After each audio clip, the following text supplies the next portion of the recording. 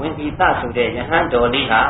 Makamaya, Chilo, Yagamidi, Donya Shabari. I don't know Yade, Jamulu, Sunan Dwayne, the Tuma Majinja Mudi.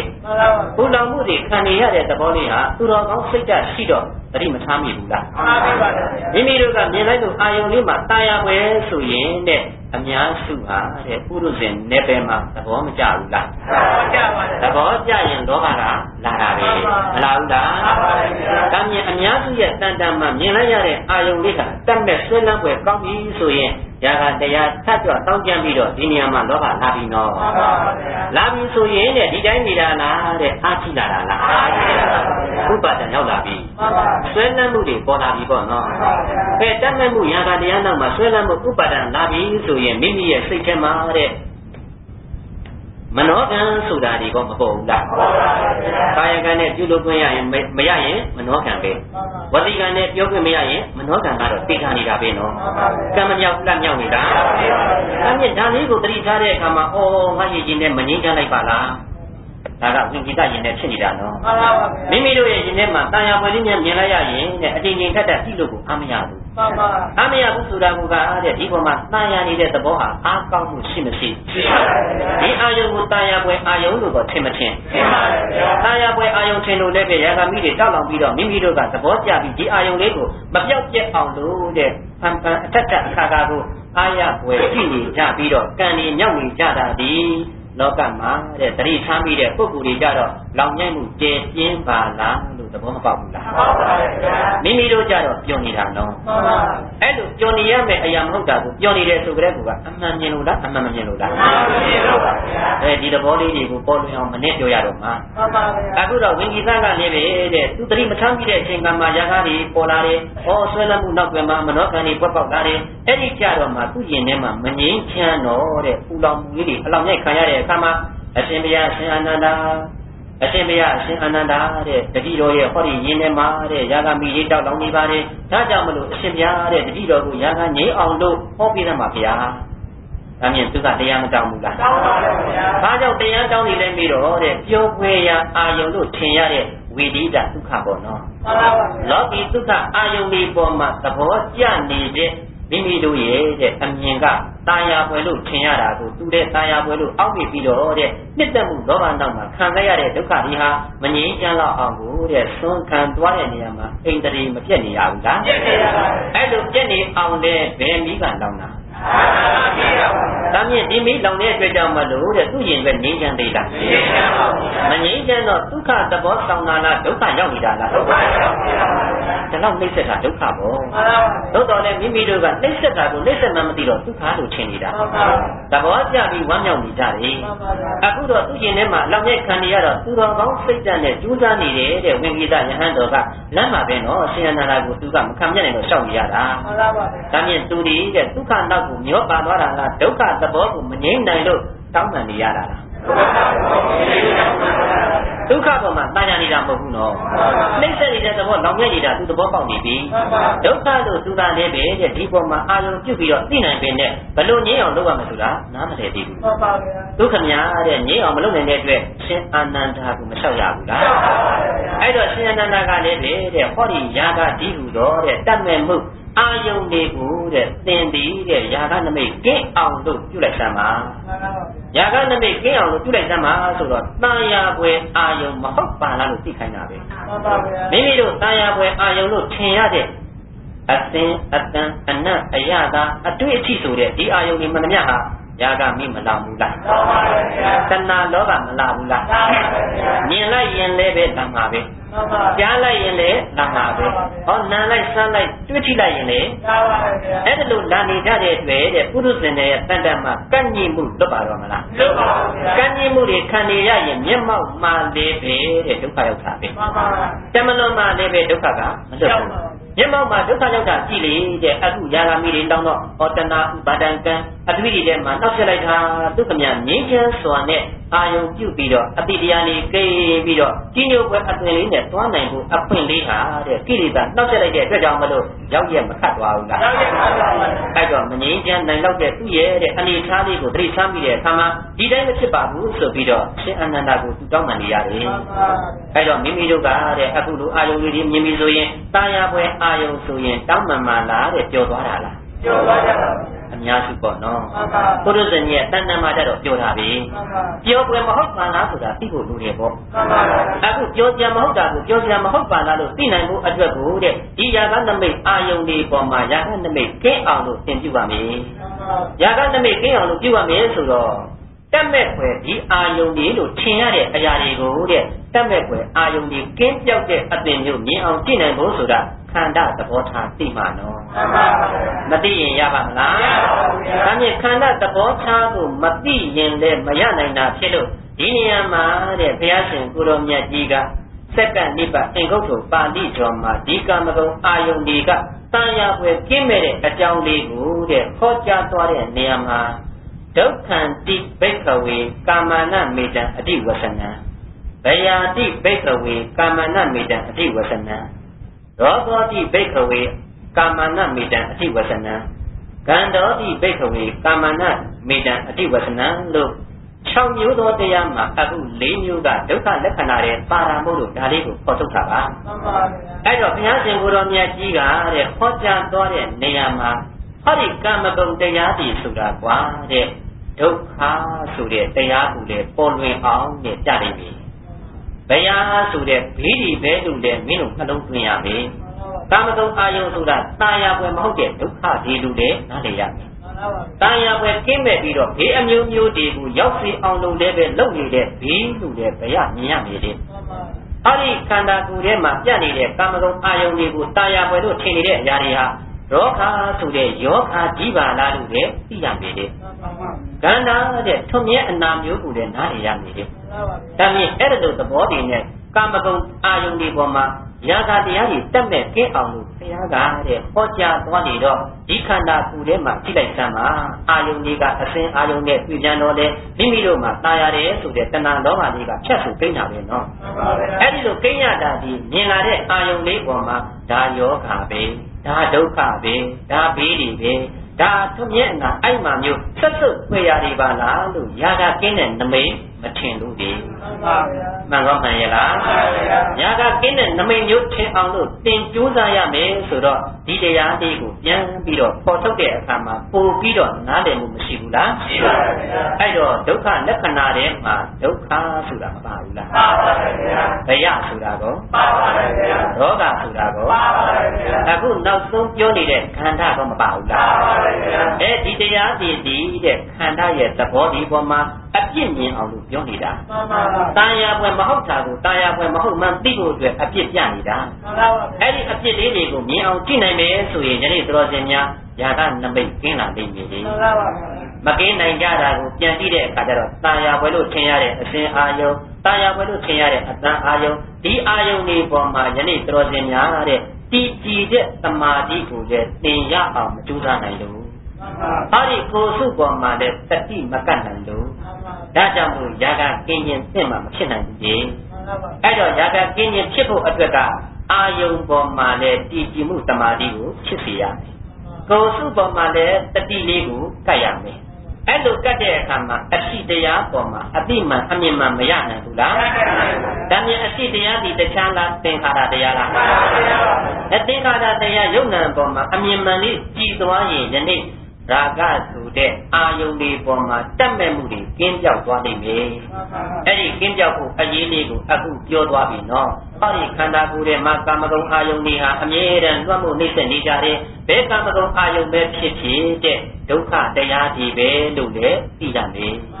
ဒါမြင်ဒုက္ခတရားဆိုတာရုပ်မာတဲ့ဒုက္ခလို့ရှင်းပိုင်းကမဟုတ်ခဲ့ဘူးလားမိမိတို့ဒုက္ခသဘောလို့ထင်နေတဲ့ကာယိကဒုက္ခဝိရိယဒုက္ခဒုက္ခဝေဒနာဘာတွေပဲကြပြဒီဒုက္ခဆိုရင်သဘောကျနေကြတာချမ်းသာတယ်လို့ထင်နေကြတာတာယာပွဲလို့အောက်မိနေကြတာအဲ့ဒီဒုက္ခတရားကိုယ်တန်တန်ကိလိုက်ပြီဆိုတာနဲ့ရှင်းဥစွာဘာလာလဲပြီးတော့တဏှာ လောဘတရားမလာဘူးလားရာဂတရားမလာဘူးလားဒါလေးတွေနဲ့ကျင့်တတ်သလားဆိုတော့တဲ့မိမိကမရမချင်းဘူးတဲ့အမရတဲ့အတွက်ကြောင့်မို့ဥပါဒနာလာရတယ်ကိလေသာတရားတွေတတ်တော့တောင်းကြမှုအားကောင်းမကောင်းဒါဒီပင်မျက်မှောက်မှာဖေးတွေ့နေတာလေမျက်မှောက်မှာဒုက္ခတွေရောက်နေတာလေမျက်မှောက်မှာယောဂတွေကြီးနေတာလေမျက်မှောက်မှာအနာတွေနှိမ့်ဆက်နေတာလေဒါကတခြားကဟောတာလားဖယားကဟောတာလားကာမဂုဏ်အာယုန်တွေကကုတ်ကူတဲ့ဒုက္ခတွေကြီးစွာပေးနေတာလေးတွေကိုဒီသဘောကြီးနဲ့မြင်အောင်ကြည့်နိုင်မယ်ဆိုရင်ဒုက္ခလို့ထင်ခဲ့တဲ့အရာကြောက်မကြောက်ကြောက်ပါဘူးရာဂလို့တဲ့နှိမ့်ဆက်မှုအောက်ကလည်းမလွတ်နိုင်ဘူးလားဒီသဘောလေးတွေကိုသိနိုင်ဖို့အတွက်ကာမဂုဏ်အာယုန်တွေပေါ်မှာဒုက္ခတရားလို့လည်းပေါ်ပြီးတော့ပြထားတယ်။ဩကာမဂုဏ်အာယုန်ရဲ့အမည်ဆိုတာဟေ့ကာမဂုဏ်တရားဒီအမည်တွေဟာဒုက္ခအမည်လည်းရတယ်ကွာဘေးအမည်လည်းရတယ်ကွာယောဂအမည်လည်းရတယ်ကွာဒါနအမည်လည်းရတယ်ကွာလို့ဒီအမည်တွေကိုဘာကြောင့်များတက်ပေးရတာလဲပြီးတော့တာယာပွဲကင်းအောင်လို့နော်မှန်ပါပါအခုမိမိတို့ကတာယာပွဲလို့ထင်နေတဲ့ကာမဂုဏ်အာယုန်ဒီပေါ်မှာအလွတ်မကံပဲနဲ့ကြည်နုဝမ်းမြောက်နေကြတာဒီဘာကြောင့်လဲပြီးတော့အပြစ်မမြင်လို့ပေါ့မှန်ပါပါဒီအပြစ်တွေကိုမြင်ရအောင်လို့ဒုက္ခလက္ခဏာထဲမှာထည့်မထားဘူးလားထည့်ပါပါဟာဒီခန္ဓာကိုယ်ကြီးတဲ့ဒီတဲ့ဘယ်အချိန်မဲ့ဆွဲထုတ်တဲ့တခြားလားဒုက္ခတွေလားဒုက္ခပါပါအခုတာယာလိုက်တဲ့တဏှာဆိုတာတခြားမှာပေါ်တာလားစိတ်မှာပေါ်တာလားစိတ်မှာပေါ်တဲ့တရားပြုကျင်လို့ပေါ်လာတဲ့တရားကသင်္ခါရတရားပဲသို့တော်လည်းပဲသဘောကျတဲ့လောဘတရားလေးကကိန်းပြီးတော့မရမနေဆိုတော့ဥပါဒံကဲဒီကနေကြိုးစားလိုက်တော့ကံကိလေသာတရားတွေရဲ့လွတ်မှုနှိမ့်ဆက်မှုကြောင့်ကံအထိမရောက်သွားဘူးလားကဲဒီတရားတွေကသာတောင်းကြပြီဟဲ့ဆိုရင်အစာတော်မှငတ်ခံရည်တွေဒုက္ခမရောက်ဘူးလားရောက်ပါဘူးကဲအိမ်ရေးတွေကမပြတ်ဘူးလားပြတ်ပါဘူးအိမ်မရသမ်းမရကမဖြစ်ဘူးလားဖြစ်ပါဘူးတေလောက်အောင်လဲတေဝဲဝင်တဲ့ပုဂ္ဂိုလ်တွေရှိမရှိရှိပါဘူးဒါကြောင့်ညဒီလောက်ဒုက္ခရောက်ပါလေအနှိမ့်ဆက်ခံနေရတာတော့ဗါတယ်တော့ဒုက္ခသဘောသာဆောင်ရင်ကျင့်တတ်เสียကောင်းတာပေါ့အခုဒုက္ခသဘောလို့လက်ဆန်းလိုက်ပြင်နဲ့တကယ်ရနေတဲ့ကျင့်တဲ့ကအချက်ကိုပြန်ကြည့်လိုက်တဲ့အခါကျတော့ဒုက္ခတွေနဲ့သာအမျိုးမျိုးနှိမ့်ဆက်ခံနေရတာဒါကြောင့်မလို့တဲ့ဒုက္ခဆိုတဲ့အမည်ဒီဘု து အမည်လဲပြီးတော့ကာမဂုဏ်ကြီးရဲ့အမည်ဘု து ရဲ့အမည်လဲအဲ့ဒီကာမဂုဏ်တရားတွေဒီဘယ်မှာမြင်လာပြီးတော့အာယုန်ကြီးနဲ့ပေါ်လဲပြီးတော့မနှောမှာပေါ်နေတာပဲမှန်ကောမှန်ရလားဒါမြင်မနှောဆိုတဲ့စိတ်ဒီတဘာတခြားလားသင်္ခါရတရားလားသင်္ခါရတရားဆိုတာပုဂ္ဂိုလ်တရားလားခန္ဓာလားခန္ဓာကိုမသိလို့တခြားပေါ်လာလားကိလေသာပေါ်လာလားကိလေသာပေါ်တဲ့အတွက်ကြောင့်မလို့ယနေ့တော်စင်မြတ်မငြိမ်းချမ်းလောက်အောင်ကိုဝိကိတခမညာမှာသုံးကံသွားရင်ဒုက္ခရောက်နေတာဒါတွေကိုသူကငြိမ်းပြီပါနဲ့ຢာကမိတွေကိုငြိမ်းစေအောင်လို့ရှင်အနန္ဒာကိုမတောင်းနိုင်ရဘူးလားမိမိတို့ရဲ့တန်တန်မှလေးပဲတဲ့တနေ့ကြိုးစားနေကြတာဒီဘာလို့ထားလဲပြီးတော့ဒီမိတွေငြိမ်းနေတာပါအဲ့လိုမိတွေငြိမ်းနေရကနေပြီးတော့ဖြစ်ပြက်လေးတွေကိုရှုဖို့အတွက်ကိုပုံဖော်တဲ့အခါမှာတဲ့သင်္ခါရတရားတွေဒီဖြစ်လိုက်ပြက်လိုက်နဲ့ပြတယ်လို့အခုလေးပဲတဲ့ຢာကတရားတွေဟာဒုက္ခသဘောထင်လို့လောင်မြိုက်တဲ့အခါမှာလည်းဒီနေရာပေါ်ဒီနေရာမချုပ်ဘူးလားသို့တော်လည်းပဲချုပ်တာလေးကိုဉာဏ်ကမရောက်တဲ့အတွက်ကြောင့်မလို့တဲ့သတ်သိပြီးတော့တဲ့ပြည့်စုံပြလိုက်တဲ့ဥပါဒဏ်ရှိကိုရောက်ရတယ်အဲ့ရနေကာယကံဝတိကမနောကံဒီကြောင့်သွားရတယ်ဆိုတော့ရှုပြရလားတန်ရာပွဲထင်ပြီးတော့နောက်မှတစ်ခေါက်ကပန်သွားလိုက်တာတဲ့မငြိမ်းချမ်းလောက်အောင်ကိုပူလောင်ခဲ့ရပါတယ်ဒီလိုပူလောင်ခံနေရတာဒီပင်ဒုက္ခလားဒုက္ခလားဒုက္ခပါဗျာသို့တော့မိမိတို့ကဒုက္ခလို့မြင်တာကဒုက္ခလို့ထင်တာလားဒီဓာရီကဒုက္ခမဟုတ်ဘူးကဒုက္ခတွေသိတဲ့ခံနေရတာလို့ဒုက္ခရဲ့အမြည်တက်ပြီးတော့လည်းမဟောရဘူးကဟာဒီခန္ဓာကိုယ်ကြီးထဲမှာအဲ့လိုဖြစ်ပေါ်နေတာကမိမိတို့ရဲ့တန်တန်မှာတဲ့ယောဂါတွေကြီးနေတာလေအဲ့ဒီယောဂါတရားလေးဟာဒီနေရာမှာတတ်တင်ပေါ်တယ်အဲ့ဒါလေးကိုငြိမ်းချမ်းအောင်လုပ်လိုက်ရင်ယောဂါကကြောက်တာအခုတော့တဲ့အာယုန်လေးကပြလိုက်ပြီအဲ့ဒီအာယုန်လေးပြတဲ့အခါမှာဟောဘယ်သူပဲဘယ်ဝါပဲငါသားငါတပည့်ယောက်ျားမိန်းမဒီလိုထင်လိုက်ပြီဆိုရင်ဒိဋ္ဌိယောဂါကြီးကကပ်ပြီနော်အဲ့ဒီယောဂါကြီးကပ်ပြီဆိုရင်တဲ့မိမိတို့မှာမငြိမ်းချမ်းနိုင်လောက်အောင်ကိုဒီပေါ်မှာတွေ့တဲ့တတ်မဲ့တဲ့တဏှာကထပ်လာပြန်ပြီအဲ့တော့ကိလေသာတရားမပွားစီဘူးလားကိလေသာတရားတွေပွားစီခြင်းတည်တဲ့ယနေ့တော်စင်များအပယ်လေးကိုအတွက်ကိုလည်းအနာဂတ်တန်တရားတမလုံးမှာလည်းဒုက္ခဘေးတွေရှိမရှိရှိပါပါတယ်သစ္စုပ္ပန်မှာလည်းဘေးမျိုးစုံတွေ့မတွေ့ရှိပါပါတယ်ယောဂမျိုးစုံကြွမကြွပါပါတယ်အဲ့ဒါလို့ဆိုရင်ကိုယ့်ရဲ့တန်တန်မှာဒီသဘောတည်းရဲ့အပြစ်ကိုမြင်ပြီဆိုရင်အာယုံကဘယ်အာယုံပဲပြပြတဲ့တာယာပွဲကင်းနေတဲ့အသွင်လေးဟာနမိတ်ထင်လာလိမ့်မယ်လေအဲ့ဒီနမိတ်လေးကိုဒါကနမိတ်တွေကင်းအောင်သင်ရှုပါလို့ကဲအာနန္ဒာကမြင်တိသကိုတဲ့သတိမပေးရဘူးလားမပေးရပါဘူးဗျာဘာနမိတ်တွေကင်းအောင် ရာဂနမိတ်ရာဂနမိတ်ဆိုတာတာယာပွဲအာယုန်နေကင်းအောင်တော့ဒီတော့နမိတ်နဲ့ပတ်သက်ပြီးတော့တော်ရှင်များခန္ဓာမကြည့်ရဘူးလားခန္ဓာကြည့်တဲ့အခါမှာခန္ဓာမှာနမိတ်နှမျိုးကိုပေါ်လွင်အောင်ပြောထားတယ်နော်နမိတ်နှမျိုးအဲ့ဒီနမိတ်နှမျိုးမှာသမာဓိနမိတ်နဲ့တတိပဋ္ဌာန်နမိတ်ပါတယ်တော့ဝိပဿနာရှုတဲ့ပုဂ္ဂိုလ်တွေမှာနမိတ်နှမျိုးထင်ရမှာပဲအဲ့ဒီနမိတ်နှမျိုးမှာသမာဓိနမိတ်နဲ့တတိပဋ္ဌာန်နမိတ်သမာဓိနမိတ်ဆိုတာမိမိတို့ကိုတဲ့ခုနတုန်းကဝိကိတကနေပြီးတော့အရှင်အနန္ဒာကိုလျှောက်ထားတဲ့နေရာမှာတဲ့ဒီယာကနမိတ်တွေကင်းအောင်လို့သင်ရှုရမယ်ဆိုတော့အဲ့ဒီခန္ဓာကိုယ်မှာနမိတ်ကင်းဖို့အတွက်ကကိုယ့်ရဲ့တန်တန်မှာအရှိတရားကိုမြင်ဖို့အရေးကြီးတယ်။အဲ့တော့ရာဂနမိတ်ကင်းဖို့အတွက်ကဟောဒီခန္ဓာဝိပဿနာရှုတဲ့ပုဂ္ဂိုလ်တွေမှာနမိတ်နှမျိုးတည်သမာဓိနမိတ်နဲ့သင်ပฏิပဒံနမိတ်ဆိုတော့သမာဓိနမိတ်ဆိုတာကအရှိတရားရုပ်ကိုရုပ်မှန်နာမ်ကိုနာမ်မှန်သိဖို့ပါပဲ။ဘာကိုသိရမှာရုပ်ကိုရုပ်မှန်နာမ်ကိုနာမ်မှန်သိဖို့ပါဗျာ။ရုပ်ကိုရုပ်မှန်နာမ်ကိုနာမ်မှန်သိရမယ်။အဲ့ဒီယုတ်တရားနန္တရားတွေကိုမသိတဲ့အတွက်ကြောင့်လို့တာယာပွဲအာယုံနောက်ကိုပေါက်ပါသွားကြတာတာယာပွဲမဟုတ်တာတွေကိုတာယာပွဲလို့ထင်နေရ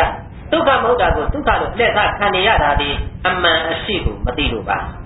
ဝိပဿနာလို့ဆိုတာကအရှိတရားကိုအမှန်သိဖို့ကြိုးစားနေရတာအရှိတရားကိုအမှန်သိဖို့ပေါ်ထုတ်နေရတာတခြားအလုပ်တော့ဝိပဿနာလုပ်တာကိုယ်နဲ့ဆက်ပြီးတော့လှုပ်လှုပ်ရွရွမမလေးတွေမပေါ်ဘူးလားနားတယ်တင်တယ်ကြိုက်တယ်ခဲတယ်ပူတယ်အေးတယ်မပေါ်ဘူးလားအဲ့ဒီပေါ်နေတဲ့ဖောက်ပြန်တဲ့တရားတွေမှန်သမျှသည်တဲ့တခြားတပါးလားရုပ်တရားလားရုပ်တရားပါဗျာပုဂ္ဂိုလ်တ attva လားရုပ်တရားလားရုပ်တရားပါဗျာကောင်းကိုခြေလက်လားရုပ်တရားလားရုပ်တရားပါဗျာအဲ့လိုရုပ်တရားဆိုရင်ဟောဒီကိုယ်နဲ့ပတ်သက်ပြီးတွေးကြည့်မှုမှန်သမျှရဲ့တဲ့အတွေ့အောက်မှာရာဂမိမလောင်တော့ပါမှန်ပါဗျာမိမိတို့ကရုပ်တရားကိုရုပ်တရားလို့မသိလိုက်တဲ့အတွက်ကြောင့်မလို့ဘယ်သူပဲဝါလို့ပုံပေါ်လိုက်တာနဲ့တာယာပွဲအာယုန်လေးထင်သွားတာအဲ့တော့မိမိတို့မှာတဲ့ရာဂနမိတ်ပြန်မပေါ်ဘူးလားပေါ်ရင်ရာဂမိလာမလားလောက်ရင်ဥပါဒံကံတွေထိသွားမသွားပစ္စုပန်မျက်မှောက်မှာလည်းအလောင်းခံရတဲ့အတွက်ဒုက္ခရောက်မရောက်ဘေးတွေတွေ့မတွေ့ယောဂါတွေကျွမ်းမကျွမ်းအဲ့ဒီလိုဆိုအနာဂတ်တန်တရားပြန်ကြည့်လိုက်တော့လည်းပဲအပယ်လေးကိုဒုက္ခကဓာတ်ဆောက်သူနေပြန်တယ်မျက်မှောက်မှာတော့ဘေးလွတ်လားလွတ်ပါပါဘုရားတမလွန်မှာတော့ဘေးတွေ့မတွေ့မျက်မှောက်မှာတော့ဒုက္ခခံရမခံရအဲတမလွန်ကြည့်ပြန်တော့လေဒုက္ခတွေကဝိုင်းဝိုင်းမလဲဘူးလားလဲပါပါဘုရားမျက်မှောက်နဲ့တမလွန်ဘယ်ဟာတက်တာရတက်တာပြတကွမှမရှိဒုက္ခလို့ညူမမပါတဲ့အရာလေးဟာဒုက္ခသဘောတွေပြနေလို့နော်။ဒါမြင်ဒုက္ခနဲ့ပြနေတဲ့အရာဟာတခြားမှလားခန္ဓာမှလား။ဒါကြောင့်ဒီခန္ဓာကိုယ်ကြီးဟာဒုက္ခတွေစုပြုံခဲ့တဲ့ဖက်ကြီးဆိုရင်လွဲပြန်တဲ့စီသေးလား။ဘယ်အရာပေါ်လာဘာတွေပြ။ဒုက္ခတွေပြမြင်ပြန်ညာတော့လေမိမိရဲ့အဝိဇ္ဇာအမှန်ဖုံးမှုအောက်မှာတဏှာရဲ့လက်ွက်အောက်မှာကိုယနေ့တော်စင်များကဒုက္ခနဲ့တာယာပွဲထင်နေကြတာအမှားလားမှားနေလားအဲဒါလေးတွေကိုမြင်အောင်ယာကနမိတ်ကင်းဖို့အတွက်နမိတ်နှမျိုးမှာသမာဓိနမိတ်လေးကိုစတင်ပြီးထင်အောင်လုပ်တော့မယ်ဆိုတော့ကိုယ်နဲ့ဆက်ပြီးပေါ်လာတဲ့ခေါင်းကိုခြေလက်ဆိုတဲ့အထည်ပုံတံတွေကိုပျောက်ကွယ်ပြီးသဘောပရမတ်လေးကိုဉာဏ်ရအောင်ကြည့်လိုက်ရင်ပုဂ္ဂိုလ်တ attva စိတ်သုံးနေတော့တက်ကားလေးကြီးပွာလိုက်တဲ့အမြင်လေးကရုပ်အပေါ်မှာအမြင်လေးကြည့်မသွားဘူးလားကဲဒီလိုပဲတဲ့ကိုယ့်ရဲ့တန်တန်ကြည့်လိုက်တဲ့အခါမှာတွေးတဲ့တွေးစိတ်လေးတွေကမလာဘူးလားအမျိုးမျိုးကိုကြံနေတဲ့ကြံလေးတွေကမလာဘူးလားတွေးတာကြံတာဒီရုပ်လားနာမ်လားအနန္တရားကလည်းစိတ်မှမပြဘူးလားပြလာတဲ့တရားလေးဒီတဲ့ငါကောင်သူကောင်ပုဂ္ဂိုလ်တ attva ဟုတ်ရဲ့လားကောင်းကိုခြေလက်အမှုရပါရဲ့လားသဘောတရားပဲအဲ့ဒီသဘောတရားလေးဒီပင်တဲ့နန္တမလေးပါလားလို့ယနေ့တော်စင်များကသိမယ်ဆိုရင်အဲ့ဒီနန္တမလေးကိုကြည့်လိုက်တဲ့အခါမှာသူ့နေရာလေးမှာပဲပေါ်ပြီးတော့ဖြစ်လိုက်ပြက်လိုက်နဲ့အိဋ္ဌချက်လေးမပြဘူးလားဖြစ်လိုက်နဲ့ကိုယ်သဘောကိုယ်လိုမလိုက်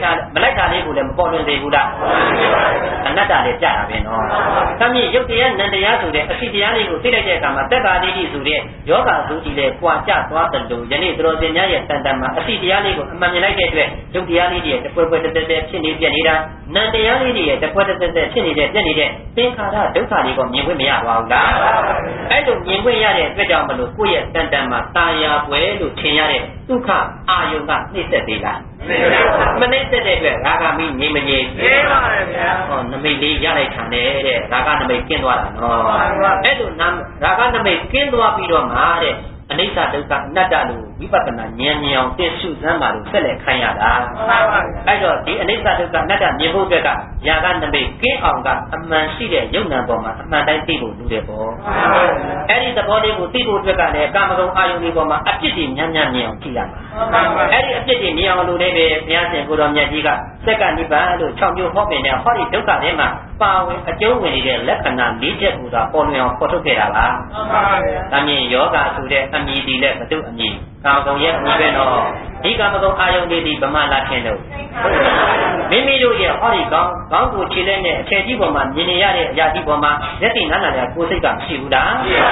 းဒီအာယုန်သူ့နေရာနဲ့သူတက်တယ်နဲ့မပြဘူးလားပြအဲ့ဒီပြတဲ့အာယုန်တိုင်းမှာတဲ့ရုပ်နဲ့နာမည်ရှိတယ်ဒါမြင်ယုံနံကိုယုံနံမှန်သိရင်သမာဓိနမိတ်ရမရဟောဒီအာယုံပေါ်တိုင်းမှာတဲ့တည်ကြည်မှုသမာဓိလေးရအောင်အရင်ဆုံးလုပ်ခိုင်းဘူးလားဒီကိုယ်စိတ်ပေါ်မှာတတိလေးနဲ့လည်းပဲတဲ့မကြည့်ခိုင်းဘူးလားနမိတ်တွေကင်းအောင်လို့ယာကနမိတ်တွေကင်းအောင်လို့ဘာနမိတ်တွေကင်းအောင်လို့ယာကနမိတ်တွေကင်းအောင်လို့အဲ့ဒီယာကနမိတ်ကင်းအောင်လို့ကဲကိုယ်ခန္ဓာမှာကိုကြည့်တော့လည်းအရှိတရားကစင်စစ်မပြတ်ပြဘူးလားအစာထုတ်လိုက်ကြောက်သွားလိုက်အစာထုတ်လိုက်ကြောက်သွားလိုက်နဲ့ပြနေတာပဲနော်အဲ့ဒီပြနေလို့လည်းပဲယနေ့သတော်စင်များသူငါအားလုံးကအခုလိုတရားဆက်လက်နာနိုင်တာတရားဟောနိုင်တာပေါ့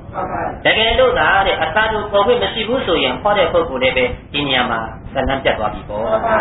နာကြတဲ့ပုဂ္ဂိုလ်လည်းပဲတပွားတခန္ဓာတော့ချုပ်သွားပြီပေါ့နော်အခုတော့အစာတို့ပေါ်နေတဲ့သင်္ခါရတရားလေးတွေကပြုပြင်ခွင့်ရနေသေးလို့မိမိတို့မှလည်းပဲဆက်လက်နာခံနိုင်တယ်ဟောတဲ့ပုဂ္ဂိုလ်လည်းဆက်လက်ဟောနိုင်နေတယ်အဲ့ဒီဟောတဲ့ပုဂ္ဂိုလ်လည်းပဲအခြားလားသင်္ခါရတရားလေးနာကြတဲ့ပုဂ္ဂိုလ်လည်းအခြားလားသင်္ခါရတရားလားဒီသင်္ခါရတရားကတဲ့တခြားသဘောလားခန္ဓာသဘောလားခန္ဓာသဘောကတဲ့အကြောင်းတရားလေးတွေကပြုကျင်လို့ပေါ်လာတဲ့သင်္ခါရတရားပြီးတော့လည်းပဲပြစ်သွားတဲ့သဘောကလည်းရှိတဲ့အတွက်ကြောင့်လို့ဘာတစ်ခုမှသာယာပွဲမဟုတ်ပါလားဆိုတဲ့အမြင်အတိလေးဟာဉာဏ်မှာသာထင်လိုက်မယ်ဆိုရင်ဒီပေါ်မှာတွေ့တာတတ်မဲ့တဲ့ယာကမိတာဦးမလားအမြင်ယာကနမိတ်တွေကင်းပြောက်ဖို့အရေးဟာအစီတရားယုံနံပေါ်မှာအမှန်သိလိုက်ရင်ဟိုပဲကိုယ့်ရဲ့တန်တန်အမြင်မကြည့်သွားဘူးလားရှိပါပါဘူးဒါလေးကိုမြင်အောင်ထင်အောင်ကြည့်ဖို့အတွက်ကဟောဒီအာယုကာမဂုဏ်တွေရဲ့နှိမ့်ဆက်မှုအောက်ကလွတ်သွားအောင်လို့ဒါကတော့ဟိဒုက္ခဆိုတဲ့အမည်ကြီးกว่าဒါကတော့ယောဂဆိုတဲ့အမည်ကြီးกว่าဒါကတော့ဘေးဆိုတဲ့အမည်กว่าဟောတာကတော့ဟိအထွတ်မြတ်အနာအဲ့မှမျိုးနဲ့ရောရှာသွတ်ကအမည်กว่าလို့ခန္ဓာပေါ်မှာတဲ့သက်တုပ်လာအောင်ຢာကနမိတ်တွေကင်းအောင်လို့အမျိုးမျိုးမဟောရဘူးလားကိုယ့်ရဲ့တန်တန်တကယ်ကြည့်တော့လေဒုက္ခအာယုလို့ထင်ရတဲ့သာယာပွဲအာယုန်ဒီမှန်သမျှဟာပြန်ကြည့်လိုက်တော့နှိမ့်ဆက်နေတဲ့အသွင်ဟာပေါ်လွင်ပါလေဘယ်အရာများသာယာပွဲရှိမရှိပါဘူးဆိုတာကတော့တဲ့မိမိတို့ကအခုတရားနာတဲ့အခါပြောတာပဲနော်တပိရင်ဒီအာယုန်လေးတွေကပြန်ပြီးတော့ကိုယ့်ကိုမနှွမ်းဘူးလာ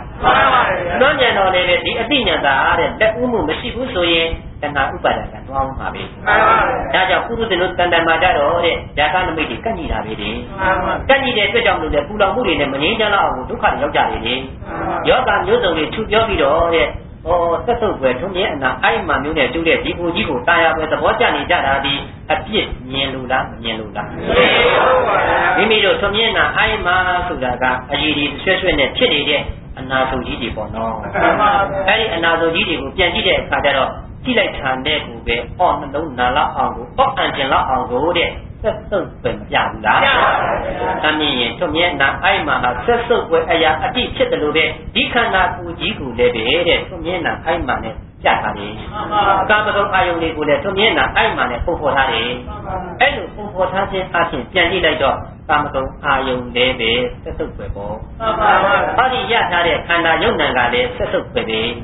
အဲ့ဒီဆက်စုပ်ပဲကိုမမြင်အောင်ဘယ်လိုဖို့ဝိဒါခန္ဓာကမချုပ်ဘူးလားကြောက်စရာကောင်းလောက်အောင်ကိုတန္တရာထဲမှာတဲ့အနှိမ့်ဆက်ခံရတဲ့ဘဝနဲ့ပျော်နေကြတာဒီတခြားလားမိုက်လုံးတန်တာလားမိုက်လုံးတန်တာသူတော်ကောင်းစိတ်ဓာတ်ရှိတဲ့ပုဂ္ဂိုလ်တွေကြတော့သတိထားသွားတယ်နော်အခုလည်းဝိကိတသုံးကံသွားခြင်းနေတဲ့သူငြိမ်းချမ်းအောင်မလုပ်နိုင်ပင်တဲ့ဒါဒုက္ခဒီပါလားလို့တော့သတိမထားဘူးလားတရားဟောကြတဲ့တရားပေါ်မှာတော့နှလုံးတော်တွင်းနေတော့ငြိမ်းချမ်းအောင်သာမလုပ်နိုင်တာမိမိတို့ကတဲ့ဒုက္ခလို့ဟောကြတဲ့ပင်နဲ့ဒုက္ခလို့ပဲထင်နေကြတယ်အဲ့တော့ပို့ပြီးတော့ငြိမ်းချမ်းဖို့လွယ်ပါတော့မလားပုံမှန်ဒုက္ခလို့သိတဲ့ပုဂ္ဂိုလ်တော့ငြိမ်းချမ်းဖို့မလွယ်ဘူးနော်ဒီမှန်လမ်းမှမရခဲ့ရင်ပေါ့အခုတော့ရှင်အနန္ဒာကိုလျှောက်ထားတဲ့အတွက်ကြောင့်ရှင်အနန္ဒာကဒီယာကနမိတ်တွေကင်းအောင်လို့လုပ်ပြီးတဲ့အခါမှာဒီအာယုံပေါ်မှာတဲ့တည်ကြည်မှုသမာဓိလေးရအောင်ယူ ဒီကိုစုပေါ်မှာပฏิပိချီအဲ့ဒီတော့ယာကနမိတ်ကင်းနေမယ်ဒီနမိတ်ကြီးကင်းသွားပြီးရင်တဲ့ဝိပဿနာရှုပွားပြီးတော့တမြင်ဝိပဿနာရှုပွားတော့မယ်ဆိုတော့အမြင်နမိတ်လေးကလည်းနှစ်မျိုးရှိတယ်လို့ပြောထားဘူးလားဘာနမိတ်နဲ့ဘာနမိတ်ဒါမြင်သမာဓိနမိတ်ကယုံနံကိုမြင်ရမှာပေါ့အရှုရှိတရားယုံနံကိုမြင်ရမယ်ဒီယုတ်တရားဟာတဲ့ကြည့်လိုက်ဖြစ်လိုက်ပြက်လိုက်နံတရားကြည့်လိုက်တော့ဖြစ်လိုက်ပြက်လိုက်အဲ့လိုဆိုရင်ယုံနံရဲ့ဖြစ်တာပြက်တာဒီတတိပဋ္ဌာန်နမိတ်ယုံနံရဲ့ဖြစ်တာပြက်တာဒီယုတ်နံကတော့သမာဓိနမိတ်ဒါမြင်သမာဓိနမိတ်ဆိုတာကအရှိခန္ဓာပြတိုင်းပြတိုင်းမှာကိုယ့်ရဲ့တန်တန်ကြည့်တော့နားရခြင်းနဲ့ကြိုက်တယ်ခဲတယ်ဟောအနာတွေကလည်းတခြားလားတဲ့သမာဓိနမိတ်လားယောဂတို့အမိတတ်တဲ့အရာလည်းတခြားလားသမာဓိနမိတ်လားမိမိတို့မှာကာမဂုဏ်အာယုံမှာအတွေ့အထိမပါဘူးလားတွေ့ထိမှုနဲ့ဆက်သွယ်ပြီးတော့မိမိတို့မှာနာရခြင်းနဲ့ကြိုက်တယ်ခဲတယ်ပေါက်ပြန်ပြမှာပဲနော်အဲ့ဒီကြတိုင်းမှာဒီသဘောတရားလေးတွေဟာဟောဒီခန္ဓာကိုယ်တွေကပြနေတဲ့အတွက်မို့လို့ဒုက္ခဖက်တဲ့ကထွက်လာတဲ့အရာမို့လို့ဒုက္ခလားဒုက္ခလားဒုက္ခမြင်မြတ်မပါဘူးနော်ဟောငါတို့ရဲ့ဟောဒီခန္ဓာကိုယ်ထဲမှာဟေ့အနာဒီသာပြနေတယ်ဟောဒီခန္ဓာကိုယ်ထဲမှာယောဂါဒီသာပြနေတယ်ဟောဒီခန္ဓာကိုယ်ထဲမှာတက်တုတ်ပဲအတိဖြစ်နေတဲ့ဟောသူမြင်တာအဲ့မှာမျိုးတာအတိရှိတယ်လို့ဒီလိုနှလုံးသွင်းတဲ့ယောဂီသူတော်စင်များမှာအပြစ်တွေကောင်းစွာခန္ဓာပေါ်မှာမြင်တဲ့အတွက်ကြောင့်မလို့ဒီနေ့မိမိတို့ရဲ့တန်တန်မှာဉာဏ်လေးသာပေါ်လိုက်ဇာကနမိတ်ကင်းသွားတယ်မကင်းလားကင်းမလားဆရာကနမိတ်ကင်းသွားတော့အဲ့ဒီဒုက္ခတွေကိုသိလာတဲ့အတွက်ကြောင့်မလို့သူ့လက္ခဏာလေးမြင်ရမှာကအနာပေါ်တော်လေးပဲပေါက်ပြီးတော့ကြောက်တာပဲအနာလေးပေါက်လာတယ်ပြီးရင်ကြောက်ဘူးလားယောဂလေးဖြစ်လာတယ်ပြီးရင်မပြတ်ဘူးလားယောဂဆိုတာလည်းဘယ်သူပြောတာခန္ဓာပဲအနာဆိုတာလည်းဘေးဆိုတာလည်းသမြင့်ဒီသဘောတွေကိုဘာကြောင့်များဒီလောက်ပင်တွေကြဲကြဲနဲ့အမျိုးမျိုးသိဝိုင်းပြီးတော့ပုံဖော်ဟောနေရတယ်ပြီးတော့ခန္ဓာမှာတစ်စက်ကလေးမှာဒုက္ခသာယာပွဲမရှိတာကိုသိစေတယ်လို့အဲ့ဒါကမှမသိတဲ့အတွက်ကြောင့်မို့တူငါအလုံးငါတဲ့တယောက်နဲ့တယောက်မခွဲနိုင်မခွာရက်နေတဲ့သံဃာတွေမှာပြောခြင်းတိုင်းပြောပြီးလက်တွဲဖြုတ်ဖဲနဲ့ကျင့်တတ်စရာကောင်းတယ်လို့မထင်နေကြဘူးလားထင်ပါပါဗျာဒီကြခဲ့တဲ့သံဃာကိုပြန်ကြည့်တော့ကြောက်စရာကောင်းမကောင်းအနာဂတ်သံဃာအတွက်ကိုလည်းဒီလောကကလွတ်ချင်ပါတယ်ဆိုရင်ရှေးဥစွာဘာနမိတ်ကင်းရမယ်ယာကနမိတ်ကင်းနေဆိုရင်အာယုံမနှမြဘလောက်တည်းကောင်းတဲ့အာယုံပေါ်ဒုက္ခလားဒုက္ခလားဒုက္ခပါဗျာဟောစိုင်းဖို့ကတော့ဒုက္ခနော်တကယ်တမ်းကျတော့ဉာဏ်အမြင်မှာကဒုက္ခလားဒုက္ခလားဒုက္ခလို့မြင်အောင်လို့ဟောဒီခန္ဓာကိုယ်မှာပေါ်လာတဲ့တရားလေးဟာအာယုံလေးကတိတ်စရာကောင်းတယ်လို့ထင်လိုက်တဲ့အခါမှာတဏှာလာတဲ့ဒါကြီးငါတို့ကိုနှိမ့်ဆက်နေတဲ့ဒုက္ခဟောဒီတဏှာလေးတည်ပြီးနဲ့ကိုယ့်ရဲ့တဏ္ဍမှာပေါ်လာပြီဆိုရင်လောင်မြိုက်ခံရတဲ့အတွက်ကဲငြိမ်းချမ်းမှုရှိအောင်လားရှိပါဘူးဗျာဘေးတွေတွေ့မတွေ့တွေ့ပါဘူးဗျာဟောဘေးတွေ့တာကိုလည်းကြည့်လေတဲ့ဟောဒီခန္ဓာကိုယ်မှာပေါ်လာတဲ့တရားလေးကစဖြစ်တာကဇာတိပြတာဒီတဲ့ချိန်လေးကသရာပြတ်သွားတော့မရဏဥပဖြီးပင်လို့မရဘူးလားစဖြစ်လာတာကဥပဒီတဲ့ချိန်လေးကဖြီးကဲပြတ်သွားတော့ဘင်းဥပဖြီးပင်ဆိုတဲ့ခဏငယ်သုံးချက်မပေါ်ဘူးလား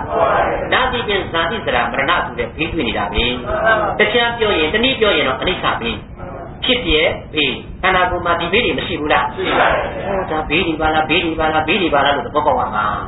အဲ့လိုသဘောပေါက်ရင်သာယာပွဲကင်းမလားတဏှာလည်းပဲတခြားလားဘေးပဲလားဘေးပါဟောမိမိတို့မှာထောင်လောက်တဲ့မာနတရားတွေပဲဘေးပါအဲ့ဘေးလို့မြင်ရင်သာယာပွဲကင်းသွားတာပဲဒါတွေကနှိမ့်သက်နေတဲ့အနာတွေပဲလို့သိလိုက်ရင်လည်းပဲဟောဒီဟာတည်းကဖြစ်ပြီးပြက်နေတဲ့နှိမ့်သက်နေတဲ့သဘောတရားလေးဟာတဲ့ကိုယ့်ရဲ့တဏ္ဍာမှာပြန်ကြည့်လိုက်တဲ့အခါကျတော့ဟောဒီမှာသတ်တုတ်ပြကောင်းလာတဲ့ဒုက္ခသစ္စာဆိုတဲ့တရုပ်ကိုလည်းမမေ့နဲ့နော်ဒီခန္ဓာကိုယ်ထဲမှာပြနေတဲ့အရာတွေမှန်များသတ်တုတ်ပြအတုံးမကြပြရောရှားပြအမှန်ဆိုတာကိုအာတုပခန္ဓာကတော့သက်တည်မထူဘူးလားဟောဒါတော့ကာယပွဲကင်းမဲ့နေတဲ့အရာလေးတွေကိုအည်ပြားလေးနဲ့ဖုံးဖို့ပြီးတော့တဲ့အမျိုးမျိုးဒီဇိုင်းလေးနဲ့ကိုယ့်ကိုယ်ဆင်ထားလို့သာကာယပွဲလို့ထင်ရတဲ့အတုအယောင်လေးကိုယနေ့တဲ့အစ်အမှန်နဲ့ပုံပေါ်ပြီးတော့ကွက်ကွက်ကွင်းမြင်အောင်ဆိုပြီးဘုရားရှင်ကိုရောမြတ်ကြီးကအမျိုးမျိုးနားလည်လွယ်အောင်ဟာတာဘေးတွေကဒါဒုက္ခတွေကဒါယောဂတွေကဒါသူမြဲအနာအဲ့မှနဲ့တူတဲ့ခန္ဓာတရားတွေကလို့အမျိုးမျိုးဆိုင်ဖို့မဆွဲရဘူးလားအမြင်အောင်လုပ်တယ်အဖြစ်တည်မြင်အောင်လုပ်ဒါမြင်ဒုက္ခဆိုတာကဟောဒီခန္ဓာကိုယ်ထဲမှာပြတ်တဲ့မြတ်ဟာတခြားလားအဖြစ်တည်ပေါ်ထုတ်ကြဒီအဖြစ်ကိုမမြင်ရင်တဲ့ခင်မင်းလို့မဆုံးတော့ဘူးတွေ့တာလို့ကိုတဲ့မိမိတို့ကတဲ့မကုန်နိုင်တော့ဘူး အဲ့ဒါတွေကိုကုန်းအောင်ဆုံးအောင်လို့ယနေ့တော်စင်များတို့ခန္ဓာရဲ့အဖြစ်တွေကိုပုံပေါ်ပြီးတဲ့အခါမှာဩခန္ဓာဆိုတဲ့သူမြင်တာအဲ့မှာဒီလေဒုက္ခလက္ခဏာတစ်ချက်ပန်လားဆိုတော့မပါလာဘူးလားဒီခန္ဓာကိုကြီးထဲမှာကြည့်လိုက်တဲ့အခါမှာတကူလုံးတစ်ကောင်လုံးမှာသိပြီးစလိတ်တွေနဲ့မပြည့်နေဘူးလားပြည့်နေပါဘူးအရာမြတ်မျက်မောဆရာပါတကူလုံးတစ်ကောင်လုံးမှာမရှိဘူးလားရှိပါဘူးအဲ့ဒီရှိနေတဲ့အရာတွေဒီပြင်ဆက်စုပ်စီရအမတန်အတိပြည့်နေတာကိုယနေ့တဏှာကအချော့ကောင်းပြီးအဝိဇ္ဇာမျက်နှာဖုံးကြီးကကာထားတဲ့အတွက်မမြင်တဲ့အတွက်ကြောင့်လို့ຢာကမိလေးလောင်ခံရတာအဲ့လိုလောင်သွားတဲ့အခါကျတော့ပူလောင်လိုက်တဲ့ဒုက္ခတွေဟာငြိမ်းချမ်းမှုမရှိတည်ငြိမ်မှုမရှိတော့အောင်ဆိုကြာခက်နေတဲ့အသွင်လေးဟာတဲ့ကိုယ့်ရဲ့အမူအရာလေးမှာမပေါ်လာဘူးလားဒါမြင်အိန္ဒြေလေးမပြတ်သွားဘူးလားကြည်ညိုကြအသွင်လေးပြတ်သွားတဲ့အခါမှာဝင်ကင်တပြန်ကြည့်လိုက်တဲ့အခါကျသူ့ရင်ထဲမှာလောင်မြဲနေတဲ့အပူလေးဟာကဲဒုက္ခကြီးပါလားလို့မြင်တဲ့အတွက်ကြောင့်မလို့အရှင်တရားတပည့်တော်ကိုຢာကမိလေးအောင်လုပ်ပြီးပါဗျာဟောကြားပြီးပါဗျာလို့အသေးအတန်တောင်းပန်ရတယ်အဲ့လိုတောင်းပန်တဲ့အခါကျတော့မှခန္ဓာရဲ့အပြစ်ခန္ဓာရဲ့သဘောတွေကိုပုံပေါ်အောင်ဆိုပြီးဘုရားဟောပြီးတဲ့တရားနဲ့အပြစ်မြင်အောင်ရှင်းဥစွာပြရပါလေအဲ့လိုပြလိုက်တဲ့အခါကျတော့မှဒီခန္ဓာကိုယ်မှာအာယုံနမိတ်တွေကိုပိုင်ပိုင်နဲ့သိသွားဖို့အတွက်နမိတ်နှမျိုးနဲ့တော့ထပ်မရှင်းရဘူးလားကဲနမိတ်နှမျိုးကိုပြန်ပြောအောင်ဆိုတော့ယနေ့တော်စင်များတမာတိနမိတ်ဆိုတာခန္ဓာမှာတခြားလားအရှုကံလားအရှုကံဒီဘာနဲ့ပါအခုပြောနေတဲ့အတန်ကဘာတရားမိမိတို့သိနေတဲ့အတိတ်တွေကသမီးဒီရုပ်ဒီနာလေးဟာခန္ဓာမှာတဲ့အကြောင်းရှိရင်မပေါ်ဘူးလားအပေါ်လာတဲ့တရားလေးဒီပင်တခြားတရားလားသင်္ခါရတရားလားသင်္ခါရတရားကြည့်လိုက်တော့အကြည့်ခံလားဖြစ်ပြီးတော့ပြက်မပြဲသင်္ခါရတရားကိုတွေ့ရင်တဲ့သမာဓိနမိတ်ရတယ်အပြက်လေးကိုမြင်ရင်သတိတန်နမိတ်ထင်သွားတယ်ဒါမြင်ဒီနမိတ်ကကောင်းစွာရຢာကနမိတ်ကျင်းသွားပြီမကင်းလားကင်းလားခုပြနေတဲ့တရားဘယ်နေရာသာယာကြရှိဘယ်နေရာနှစ်သက်ကြရှိဘာကြောင့်လဲပြီးတော့ခုပြနေတာအဲ့လိုဖြစ်ပျက်တွေကိုမြင်အောင်ကြည့်နိုင်တဲ့အနိစ္စအချက်ဒုက္ခအချက်အနတ္တအချက်ကိုပြန်ပို့ပေါ်တာပဲဖြစ်ပျက်ဆိုတာဘာတွေတော့အနိစ္စဒုက္ခအနတ္တဒါမြင်ဒီဖြစ်ပျက်လေးကိုပဲပြန်ပို့ပေါ်တော့ခန္ဓာမှာဝိပဿနာအလုပ်လုပ်ရင်ဒါလေးပဲမြင်အောင်ရှုရမယ်လို့အဲ့ဒီနမိတ်တွေကင်းပြီးတော့ဝိပဿနာအလုပ်လုပ်ဖို့မတိုက်တွန်းဘူးလားဒီတော့မှဝင်ကိစ္စလည်းပဲခန္ဓာမှာပေါ်လာတဲ့ຢာကမိလေးလောင်ရိုက်နေတဲ့စိတ်မှာပြန်ကြည့်တော့တင်းကြီးလောင်နေတဲ့အရာလေးဟာလည်းခုဖြစ်အသားတို့တဲ့ပေါ်လာတဲ့တရားလေးကိုလည်းအလုပ်မခံပဲကြည့်လိုက်တဲ့အခါမှာဒါလေးဒီပင်ခန္ဓာသဘောပါလားခန္ဓာသဘောပါလားလို့အပြစ်လေးကိုမြင်တော့ကဲဒုက္ခလို့မြင်တတ်တော့လေဒုက္ခလို့မြင်သွားဘူးလားမြင်ပါပါဘေးလို့မြင်တတ်တော့လေဘေးလို့မြင်သွားဘူးလားဘေးလို့မြင်လေဒုက္ခမြင်တာပဲဒုက္ခလို့မြင်လေဒုက္ခမြင်တာပဲဟောဒါကိုပဲအနာတွေနှိမ့်ဆက်နေပါလားလို့သိပြန်ရင်လည်းဒုက္ခမြင်တာပဲဟောဒါဒီပဲယောဂကြီးပါလားလို့သိရင်လည်းဘာဒီပဲပြကိုယ့်ရဲ့သဏ္ဍာန်နှလုံးသွင်းမှန်ဖို့ရည်ကြီးတယ်ပေါ့ယောဂလို့အမြင်ကိုကတက်ပြီးတော့နှလုံးသွင်းလိုက်ရင်လည်းပဲယောဂကသိစက်မှုကိုယ်တဏ္ဍာန်တည်တဲ့အတွက်ကြောင့်မလို့ဒီပေါ်မှာအာရမှုရော့သွားတာပဲဘေးလို့အာယုံပြုလိုက်ပြီးတော့နှလုံးသွင်းလိုက်ပြန်ရင်လည်းခန္ဓာမှာရှိနေတဲ့တရားကိုဒါဘေးတွေပဲလို့နှလုံးသွင်းတက်လိုက်တာနဲ့ပဲဒုက္ခသဘောညောင်းသွားတဲ့အတွက်ကြောင့်မလို့တဲ့အပြစ်ထင်လာရင်အာရမှုမလွတ်သွားဘူးလားလွတ်သွားရင်ယာကမိငြိမ်မငြိမ်ယာကမိငြိမ်ဖို့ဆိုတာဒီခန္ဓာမှာရှိတဲ့တရားအမှန်သိဖို့ပေါ့အပြစ်တွေကိုမြင်အောင်ကြည့်ပြီးတော့မှခန္ဓာသဘောကိုမြင်အောင်ကြည့်လိုက်တဲ့အခါမှာဒီနမိတ်နှမျိုးတဲအရေးကြီးပါလားမိမိတို့ကနမိတ်ဆိုတော့တဲ့ပုံတရံနေနဲ့ထင်နေတဲ့နမိတ်ကိုတချို့ကထင်ရတယ်အဲ့ဒီနမိတ်တွေကိုသွားတင်လိုက်တဲ့ကြောင့်ကုသမနေဘူးလားအသိဆိုရင်လည်းငါတန်ငါသမီးတို့သွားပြီးတော့အဲ့ဒီအာယုံနမိတ်ပုံတရံနမိတ်တွေကိုသွားတင်လိုက်ပြီဆိုရင်ဒီဘက်ကယာကမိလောင်တာပဲမကျင်နိုင်စိတ်ပြတဲ့ဒေါသကလာတာပဲထောင်ရတဲ့မာနလာမှာပဲမလောင်တတ်လားဘယ်သဘောတွေပဲလာတဲ့ချမ်းသာခန္ဓာသဘောလားလောဘပေါ်ရတာလည်းလူပေါ်ရတာအကြောင်းပြုကျင်လို့လားဒေါသပေါ်ရတာလည်းလူပေါ်ရတာအကြောင်းပြုကျင်လို့လားအမှပေါ်တာတော့စိတ်မှာပေါ်တာအဲ့တော့မှစိတ်မှာပေါ်တဲ့ဒီတရားလေးတွေတဲ့တဘာကြလားသင်္ခါရတရားလားသင်္ခါရတရားလေးကိုအနိစ္စဒုက္ခအနတ္တမြင်အောင်ကြည့်ဆိုတော့သင်္ခါရမြင်တဲ့သမာဓိနမိတ်ထင်သွားပြီဒါမြင်ဒီနမိတ်လေးကကောင်းစွာကိုယ်မှတည်သွားတဲ့အတွက်ရုပ်ကိုယုံမှန်နာကိုနာမှန်သင်္ခါရတရားလေးကိုကောင်းစွာသိနေတဲ့ပုဂ္ဂိုလ်မှာအာယုံနမိတ်တွေမှာသွားပြီးတော့ပုံတန်ချေတွေကြောက်သွားတဲ့အတွက်ကြောင့်လို့သာယာပွယ်ရှိသေးလားစိတ်ပြည့်ပွယ်ကောနှောက်ရက်သေးလားဒါမြင်သာယာပွယ်တဲ့လို့စိတ်ပြည့်ပွယ်တွေလည်းမပါဘဲနဲ့ဓမ္မသဘောလေးကိုတဲ့ကောင်းစွာသိမြင်နေတဲ့အခါသက်ကာယလေးကြီးကွာသွားတယ် ယောဂါကမတက်တာဘူးလားတက်တာပါဘေးတွေးမှုတွေကမရော့သွားဘူးလားရော့ပါအန္တရာယ်အတွေ့အကြုံကမလွတ်နိုင်ဘူးလားလွတ်နိုင်ပါတယ်ဟောအန္တရာယ်ဆိုတဲ့နေရာမှာလေဒုက္ခလက္ခဏာပါတယ်နော်မှန်ပါပါဣတိဆိုတာအန္တရာယ်ကိုပြောနေတာပဲမှန်ပါပါအဲ့တော့ဒီခန္ဓာကိုယ်လေးရဲ့ဓမ္မသဘောသင်္ခါရအကြောင်းပြုလို့ပေါ်တဲ့တရားလေးကိုဉာဏ်ရောက်အောင်လို့နန္ဓမပေါ်တိုင်းသိခွင့်ရမယ်ဆိုရင်အဲ့ဒီအတိလေးတည်ပင်သက္ကာလေးကိုပါထားပြီအဲ့တော့ဒိဋ္ဌိကွာလို့ယောဂတက်တာသွားရင်ဟောဒီအာယုန်နမိတ်လေးကကိုယ့်ရဲ့တဏ္ဍာမှာတည်ကြည်မှုတမာတိလေးနဲ့ကောင်းစွာသတိလေးကပ်ပြီးကြည့်လိုက်တဲ့အခါမှာသူ့သဘောအမှန်ကိုသိလဲသိရောကဲဉာဏ်လေးနဲ့ရှင်းလိုက်တော့တဲ့သင်္ခါရတရားဗမာလမ်းဆုံးရုပ်သင်္ခါရလည်းနာမ်သင်္ခါရလည်းသမင်းနဲ့ရုပ်သင်္ခါရလေးပေါ်တာကဖြစ်တာအပြစ်မှလည်းဆိုတော့ပြက်တာဖြစ်တာနဲ့ဖြစ်တာနဲ့သမင်းအနာလေးပေါ်တယ်ဖြစ်ပါပြီယောဂါလေးကြလည်းဖြစ်ပါပြီသူမြင်နာအိုက်မာကြီးတို့အာယုရှွှရှာဝကြလည်းပဲဖြစ်ပြက်ကပါတဲ့စာမြင်သိတဲ့ဉာဏ်ကအဲ့လိုဆိုရင်သံဃာထဲမှာယာကမီလေးငြိမ့်သွားတဲ့အတွက်ကြောင့်လို့ငြိမ်းချမ်းမှုလေးဟာမျက်မှောက်မှာမရဘူးလား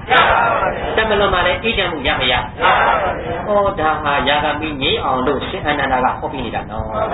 အဲ့တော့မိမိတို့ရဲ့တဏ္ဍာမှာလည်းတဲ့ဒုက္ခလက္ခဏာလေးတွေပေါ်လွင်အောင်လို့ဒါလေးနဲ့ဥမာထိုးပြီးတော့ပြသွားတော့လည်းပဲကိုယ့်ရဲ့တဏ္ဍာနဲ့အစိတရားတွေပေါ်မှာသတိထားပြီးဒီလိုမြင်အောင်ကြည့်ရမှာပါလားဒါတွေဟာပေါ်တိုင်းမှာတာယာပွဲကင်းမဲ့နေတဲ့အပြစ်တွေပါလားလို့ပေါ်ထုတ်ပြီးတော့လည်းလက္ခဏာလေးနဲ့တွဲဟောသွားတဲ့အတွက်ဘယ်လက္ခဏာကိုပဲအာယုံပြုမိမိတို့ရဲ့တဏ္ဍာမှာဒါတွေဟာဘေးလို့အာယုံပြုရင်လည်းပဲဒုက္ခသဘောမှာဆွတ်ပွဲအတိလေးကိုယာကကင်းအောင်မလုပ်နိုင်ဘူးလားလုပ်နိုင်ပါဘူးဒါဟာယောဂါတွေနှိမ့်သက်နေပါလားလို့နှလုံးသွင်းလိုက်ရင်လည်းပေါ်လာတဲ့ခန္ဓာယောဂါလို့နှလုံးသွင်းလိုက်ရင်လည်းပဲတာယာမှုကင်းသွားတာပဲဟောဘုရားရှင်ကိုတော်မြတ်ကြီးဟာအမျိုးမျိုးသောနည်းတင်တဲ့ယနေ့သံဃာထဲမှာဒုက္ခမျိုးစုံကြုံနေရတဲ့ပုရုษင်အလုံးကိုတဲ့အမြင်သိဉာဏ်လေးရအောင်လို့ထူးထူးထွန်းထွန်းသိဉာဏ်နဲ့အောင်ကဲပုံဖော်ပြီးတော့ဟောပြီးမကြရဘူးလာ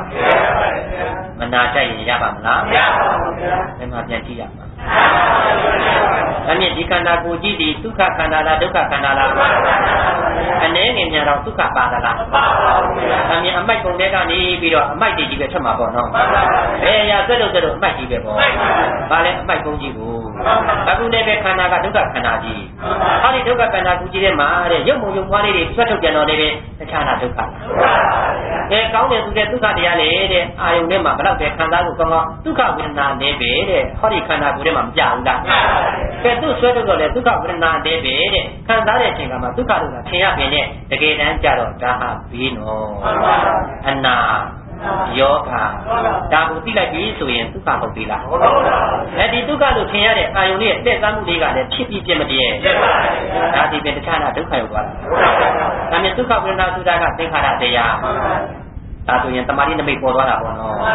်ပြက်သွားတော့ဒုက္ခရောက်မရရောက်ပါတယ်ဒါမြင်ဒုက္ခဝေဒနာလို့သာပြောတာပါတဲ့တကယ်တမ်းကျတော့ဒုက္ခတွေပဲအကျုံးဝင်လာပါပြီအဲ့လိုလေးသိသွားပြီဆိုရင်ယနေ့တို့ပြင်များဒုက္ခအာယုံပေါ်တိုင်းမှာလေယာဂာမိငြိမငြိယာဂာမိငြိသွားရင်သူ့ရဲ့လောင်မြဲမှုတော့ပါတဲ့ဥပါဒံကံတွေကောလာသေးလားဒါဒီပြင်တခြားလားသမုဒ္ဒတ္တသေးတာလားသမုဒိယတ္တသေရတာဒီခန္ဓာရဲ့အရှိယုံနာပေါ်မှာအမှန်သိလို့ဆိုရင်ဝိဇ္ဇာဉာဏ်ရှိသေးလားသက္ကာတိပြုတ်တဲ့သင်္ခါရယုံနာပေါ်မှာအမှန်သိမြင်လိုက်တဲ့အတွက်ကြောင့်လို့ဒုက္ခသစ္စာကိုသိရဘူးလားသိရပါဘူးဒါမြင်ဒုက္ခသစ္စာယုံနာပေါ်မှာအမှန်သိမြင်တဲ့အတွက်မိမိရဲ့တဏ္ဍာမှာဉာဏ်ကိန်းသွားတော့ဘာသစ္စာပေါ်ဒါကြောင့်ယာကမိနေရတာကသမုဒ္ဒတ္တသိသွားတာအဲ့တော့အနာဂတ်သံတရားမှာတဲ့ခန္ဓာပြန်မရအောင်ငြိမ်းချမ်းမှုကဆက်လက်တည်သွားတော့နိဗ္ဗာန်မပေါ်နိုင်ဘူးလားအဲ့လိုဆိုရင်ငြိမ်းချမ်းမှုရတယ်ယာကမိလေးငြိမ်းသွားရတာဒီခန္ဓာပေါ်မှာအနိစ္စဒုက္ခအနတ္တကိုမြင်နိုင်ဖို့အတွက်ဒီနည်းငြိမ်းနိုင်တဲ့ယာကနမိတ်ကင်းဖို့အတွက်ကိုအခုခန္ဓာမှာရှိနေတဲ့တရားလေးပေါ်မှာယာကနမိတ်ကင်းအောင်ကြီးလို့ခိုင်းလိုက်တာလေးမမှန်သွားဘူးလားမိမိတို့ကယာကနမိတ်ကင်းအောင်ကြည့်နိုင်ရင်တဲ့သံဃာကတော့မှာပဲယာကနမိတ်ကင်းဖို့အတွက်ကိုအခုဒုက္ခလက္ခဏာကပြောသွားပြီမပြောတတ်ကြလားဒုက္ခဆိုတဲ့တရားကလည်းပဲရုပ်မှာညစ်ဆိုးဒုက္ခမျိုးလိုပြတာကြောက်တာသမြင့်ဒီသဘောကလည်းပဲတဲ့ချစ်တီမှလားပြက်မှလားအိတ်ဆက်မနှိမ့်ဆက်ဘယံဆိုတဲ့ဘေးကလည်းပဲတဲ့မတွေ့ဘူးလားဟောဒီဘယံဆိုတဲ့ကြောက်ွယ်ညစ်ဆိုးဘေးရန်မျိုးလိုပြထားတယ်တကယ်လည်းကြောက်တော့မဟုတ်ဘူးလားဘေးကိုမမှန်ဘူးလားဟောသူလည်းဘုသူသဘောခန္ဓာသဘောဒီခန္ဓာဒီတခြားလားဖြစ်ပြပဲလားသမြင့်ဘေးလည်းပဲဘလောက်ပြဖြစ်ပြပါမယ်ဒါလည်းပဲတခြားလားဒုက္ခလားဒါကြောင့်ဒုက္ခလက္ခဏာထဲမှာအမျိုးမျိုးတဲ့ဘလောက်ပဲပုံပေါ်ပြီးပြ ဒါတွေကအဖြစ်ပြောသွားတာပါတကယ်တမ်းမြင်အောင်ကြည့်ရမှာကဘယ်အဖြစ်ပဲပြောဖြစ်ပြီးတော့ဖြစ်တဲ့လုံးပဲပေါ့နော်အဲ့ဒီဖြစ်တဲ့ကိုပမေနဲ့ညံရအောင်မြင်ဖို့အတွက်ကဒါကနမိတ်ကင်းပြီးတော့မှတဲ့ရှုပါယာကနမိတ်ကင်းပြီးတော့မှအမြင်ယာကနမိတ်ကင်းဖို့ဆိုတာကအာယုံဘလောက်ပဲကောင်းကောင်းအာယုံဘလောက်ပဲဆိုးဆိုးတခြားလားယုံနာလားယုံနာပါဗျာအာနမိတ်ချင်သွားသမာဓိနမိတ်အဲ့ဒီသမာဓိနမိတ်ချင်သွားရင်ဘယ်နမိတ်ကင်းသွားယာကနမိတ်ကင်းသွားတယ်ဘာနမိတ်ကင်းသွားလဲဒါကြောင့်လည်းပြီးတော့ယုံနာကိုသိသွားပြီသင်္ခါရတရားကိုသိသွားပြီသမာဓိနမိတ်ကြီးပေါ်လာတိုင်းမှာတည်ကြည်တဲ့သမာဓိတတိထားပြီးကြည့်လို့များတည်ကြည်နေတဲ့အာယုံကြီးကယုံနာလို့ကောင်းစွာသိနေရင်ဒါကနမိတ်ကင်းနေပါလေတက္ကာရီကြီးကွာနေပါဒါဒီပင်အမြင်ဉာဏ်မမှန်လက်မှန်သွားတခြားမှာတွေ့တာလားခန္ဓာမှာတွေ့တာလားနှစ်ခုလုံးကတွေ့တော့ကယာကတောက်စီတာအခုတော့ယာကမင်းငြင်းစီတာမကွာတတ်ကွာပါလားအမြင်ချင်းတူလားငါတို့ကတရားပွဲထင်းနေတာအခုတော့ခန္ဓာရဲ့အဖြစ်တွေကြီးပဲပြနေတဲ့အတွက်တရားပွဲမကင်းသွားဘူးလားဟောရှိတာကငါလားသူကယုံနေနလားသင်္ခါရယုံနာမဲ့ရှိတယ်ကွာလို့ဒီလိုလေးသိလိုက်တော့ຢာတာလေးငြိမ်းသွားတာပဲသက်တာလေးလည်းကွာသွားတယ်အဲ့ဒီကြတော့မှဉာဏ်လဲကိန်းရောအထိခံသေးတာပေါ်တယ်တရားကြည့်လိုက်စမ်းပါတဲ့ဖြစ်တဲ့နေရာပြတ်သွားပြီမမှန်လားမှန်လားအမြင်ရုပ်တရားလည်းဖြစ်ပဲအနန္တရားလည်းဖြစ်တယ်ဒါတော့မမွားကျပြီးခန္ဓာကိုယ်မှာပြတ်နေတဲ့ရစရာမရှိတဲ့ဆက်စုပ်ကိုအတိအပေါ်သွားပြီဒါကြောင့်သမီးနာအဲ့ဒီမှာမျိုးနဲ့ဆက်စုပ်ရကြပေါ်လဲဟောဒီခန္ဓာကိုယ်မြင်အောင်ကြည့်တတ်သမှာလို့ဘုရားကဆက်စင်မဟောရဘူးလားအမြင်ဒီသဘောလေးကိုသိသွားပြီဆိုရင်ဒုက္ခသစ္စာအချင်းမချင်းအချင်းသွားတဲ့ဖြစ်ပျက်တည်ပြီးဒုက္ခသစ္စာကိုသိတဲ့ဉာဏ်လေးကိမ့်မကိမ့်ဒီဉာဏ်ကဘာသစ္စာအဲ့ဒီကြတော့မှတဲ့ဝင်ခေတရဲ့ယင်ထဲမှာလောင်မြဲနေတဲ့ယာဂမီလေးမငြိမ်းသွားဘူးလားကိုယ့်ရဲ့တဏ္ဍာမှာလည်းဒီနမိတ်လေးတွေကောင်းစွာတင်တော့သမာဓိနမိတ်ဆိုတာယုံနာမြင်တာဖြစ်တဲ့ကိုမြင်တာကသတိပဋ္ဌာန်နမိတ်ရှင်းတာဒါကြောင့်လို့ယာဂမီလေးကိုယ်တဏ္ဍာမငြိမ်းနိုင်ဘူးလားယာဂမီလေးငြိမ်းသွားတာကဘာသစ္စာသိတာအဲ့လိုဆိုရင်အနာဂတ်တန်တရားမှာဒုက္ခရောက်ဦးမလားဘေးတော့တွေ့ဦးမလားယောဂါရဲ့နှိစ္စမှုကလွတ်မလို့အန္တရာယ်ကတော့လွတ်မလို့ဟောဒါဆိုရင်ဒုက္ခတွေငြိမ်းသွားတယ်လို့ခေါ်လိုက်တာပဲအာသစ္စာသစ္စာတွေပါစိုက်မသွားဘူးလားဒီသစ္စာတွေပါစိုက်အောင်ကြိုးစားနိုင်ကြတယ်တော်တော်ကောင်းနေဖြစ်ကြပါစေလို့တိုက်တွန်းရင်းနဲ့တရားပွဲကိုဆုံးသတ်ပါမယ်ဝရိယပစ္စယောဒုဒနောပုံညမင်္ဂလံပုံညာပါကံသုတတံတုပမောဒံနိသတိဝက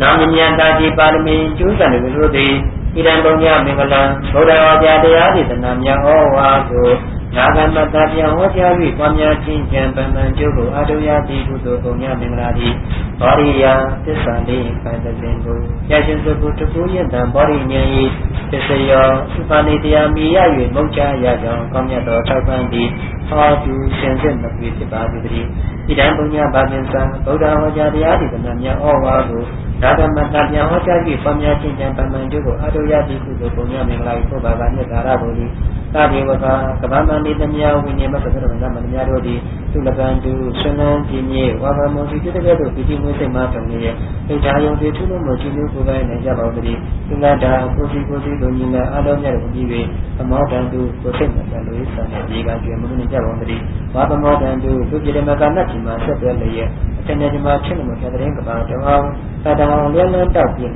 ဝမြဝတ္တနာစုခါကပြုလျက်သာဓုတံအောင်နမိတ်ချင်းအောင်ပိတ်သိသွန်နိုင်ကြပါစေကုန်သတည်းဘ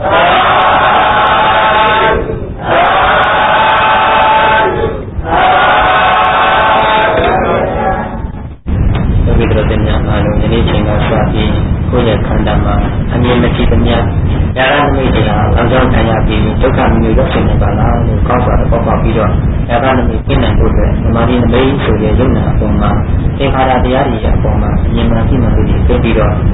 အရိဒါနမိတ်ဆိုတဲ့ဖြစ်ဖြစ်ဉာဏ်လေးတွေကိုကိုယ့်ရဲ့တဏ္ဍာမှာပြည့်စုံပြီးယာရနမိတ်တွေကင်းပြီးတော့လွတ်မြောက်တဲ့ဒုက္ခလေးနဲ့နိဗ္ဗာန်ကိုကိုယ့်ရဲ့အကျိုးဆန္ဒမှာအမြင်မကြည့်သမျှယာရနမိတ်တရားအကြောင်းခံရပြီးဒုက္ခမျိုးရောက်အနမိတ်ပြင်းနိုင်ဖို့အတွက်သမာဓိနမိတ်ဆိုတဲ့ယုံနာအပေါ်မှာသင်္ခါရတရားတွေအပေါ်မှာအမြင်မှကြည့်မှလို့ဒီသိပြီးတော့အရိဒါနမိတ်ဆိုတဲ့ဖြစ်ဖြစ်ဉာဏ်လေးတွေကိုကိုယ့်ရဲ့တဏ္ဍာမှာပြည့်စုံပြီးယာကနမိတ်တွေကင်းပြီးတော့လွတ်မြောက်တဲ့ဒုက္ခလေးနဲ့နိဗ္ဗာန်ကိုကိုယ့်ရဲ့အကျိုးဆောင်နေတဲ့ဒိဋ္ဌာပဋ္ဌာစမှာပဲအတိအကျမျက်မှောက်ရရတဲ့ပြောဆိုတော်ကောင်းကြီးဖြစ်ကြပါစေ